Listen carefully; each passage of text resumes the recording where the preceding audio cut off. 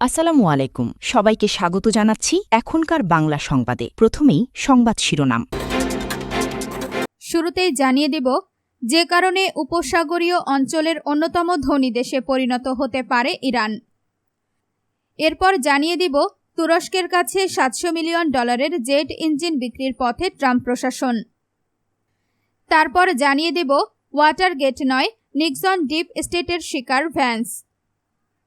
সবশেষে জানিয়ে দিব, রকেট ও ক্ষেপণাস্ত্র পরীক্ষা চালালো উত্তর কোরিয়া। এতক্ষণ শুনছিলেন সংবাদ শিরোনাম, এখন বিস্তারিত। তার আগে আপনি যদি ইরানের পক্ষে থাকেন তাহলে ভিডিওটি লাইক করে চ্যানেলটি সাবস্ক্রাইব করে কমেন্টে লিখুন স্ট্যান্ড উইথ ইরান।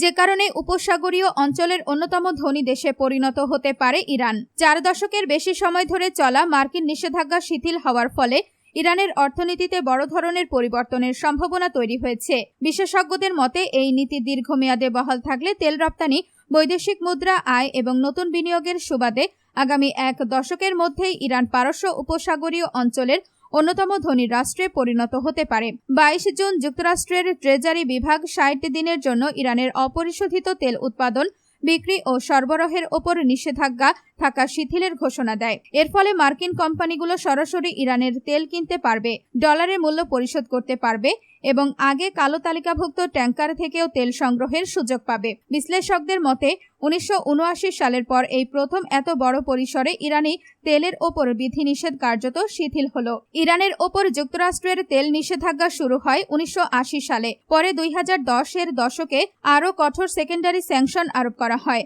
যাতে অন্য দেশগুলো ইরানি তেল কেনা থেকে বিরত রাখা হয়। 2015 সালে পারমাণবিক চুক্তির পর কিছু নিষেধাজ্ঞা স্থগিত হলেও 2018 সালে প্রেসিডেন্ট ডোনাল্ড ট্রাম্প চুক্তি থেকে সরে দাঁড়ানোর পর সেগুলো আবার কার্যকর হয়। তুরস্কের কাছে $700 মিলিয়ন জেট ইঞ্জিন বিক্রির পথে ট্রাম্প প্রশাসন। মার্কিন প্রেসিডেন্ট ডোনাল্ড ট্রাম্পের প্রশাসন তুরস্কের কাছে $700 মিলিয়ন বেশি মূল্যের কয়েক ডজন জেট ইঞ্জিন বিক্রির পরিকল্পনা আনুষ্ঠানিকভাবে কংগ্রেসকে জানিয়েছে। তবে এই সিদ্ধান্ত নিয়ে কংগ্রেসের কয়েকজন ডেমোক্রেট আইন প্রণেতা আপত্তি তুলেছেন। এর আগে বুধবার বার্তা সংস্থা রয়টার্স জানায়, 2019 সালে রাশিয়ার S-400 আকাশ প্রতিরক্ষা ব্যবস্থা কেনার কারণে তুরস্কের ওপর যুক্তরাষ্ট্রের নিষেধাজ্ঞা এবং কংগ্রেসের আপত্তি থাকলেও ট্রাম্প প্রশাসন এই বিক্রয় চুক্তি এগিয়ে নেওয়ার সিদ্ধান্ত নিয়েছে। বুধবার রাতে কংগ্রেসে পাঠানো বিজ্ঞপ্তিতে মার্কিন পররাষ্ট্র মন্ত্রণালয় জানায়, রাজনৈতিক, সামরিক, অর্থনৈতিক, মানবাধিকার এবং অস্ত্র নিয়ন্ত্রণ সংক্রান্ত বিষয় পর্যালোচনা করেই এই রপ্তানি লাইসেন্স অনুমোদনের সিদ্ধান্ত নেওয়া হয়েছে।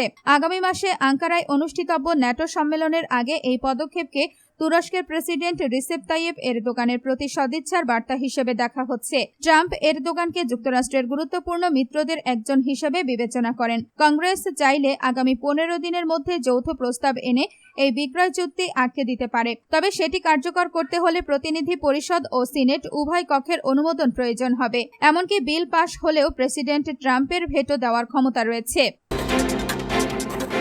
ওয়াটারগেট নয়, নিক্সন ডিপ স্টেটের শিকার ভ্যান্স। যুক্তরাষ্ট্রের vice president JD Vance Watergate কেলেঙ্কারিতে গুরুত্বহীন হিসেবে উল্লেখ দাবি করেছেন। সাবেক প্রেসিডেন্ট রিচার্ড নিক্সনকে ডিপ স্টেট অন্যায়ভাবে ক্ষমতা থেকে সরিয়ে দিয়েছিল।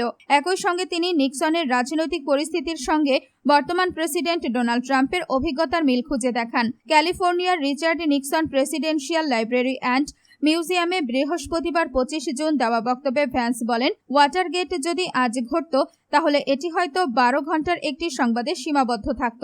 একটি প্রেসিডেন্টের পতনের কারণ হতে পারত। এমন ধারণা অবিশ্বাস্য। তবে তার এই মন্তব্যের পর সমালোচনা শুরু হয়। ভ্যান্সের কার্যালয় তাৎক্ষণিকভাবে এই বিষয়ে কোনো ব্যাখ্যা দেয়নি। 1972 সালে ওয়াশিংটনের ওয়াটারগেট ভবনে ডেমোক্রেটিক ন্যাশনাল কমিটির কার্যালয়ে আড়ি পাতার ব্যর্থ চেষ্টা থেকে ওয়াটারগেট কেলেঙ্কারির সূত্রপাত হয়। পরবর্তী তদন্তে উঠে আসে প্রেসিডেন্ট নিক্সন ঘটনাটি সম্পর্কে অবগত ছিলেন এবং তা গোপন করতে হোয়াইট হাউস থেকে গোপনে অর্থ প্রদানের নির্দেশ দিয়েছিলেন। কেলেঙ্কারি প্রকাশের 2 বছর পর 1974 সালে তিনি পদত্যাগ করেন। রকেট ও ক্ষেপণাস্ত্র পরীক্ষা চালালো উত্তর কোরিয়া। উত্তর কোরিয়া উন্নত সংস্করণের রকেট, আর্টিলারি ও ক্ষেপণাস্ত্র ব্যবস্থার সফল পরীক্ষা চালিয়েছে। দেশটির সর্বোচ্চ নেতা কিম জং উন এর তদারকি করেন এবং সামরিক সক্ষমতা আরও জোরদার করার অঙ্গীকার পুনর্ব্যক্ত করেছেন। উত্তর কোরিয়ার রাষ্ট্রীয় বার্তা সংস্থা KCNA জানিয়েছে, বৃহস্পতিবার ২৬ জুন কিম জং উনের উপস্থিতিতে এসব পরীক্ষা চালানো হয়। এটি দেশটির ৫ বছর মেয়াদী প্রতিরক্ষা আধুনিকায়ন পরিকল্পনার অংশ। পরীক্ষায় উন্নত ২৪০ মিলিমিটার ২৪ নল বিশিষ্ট মাল্টি-পল রকেট লঞ্চার, বিশেষ ওয়ারহেড যুক্ত ট্যাকটিক্যাল ব্যালিস্টিক ক্ষেপণাস্ত্র এবং ১৫৫ মিলিমিটার স্বয়ংচালিত হাউইট জারির দীর্ঘপাল্লার গোলার কার্যকারিতা যাচাই করা হয়। কেসিএনএ জানায়, আধুনিকায়ন করা রকেট লঞ্চারের পাল্লা এখন ৯০ কিলোমিটার। এতে স্বয়ংক্রিয় ফায়ার কন্ট্রোল ও নির্ভুলভাবে লক্ষ্যবস্তুতে আঘাত হানার প্রযুক্তি যুক্ত করা হয়েছে।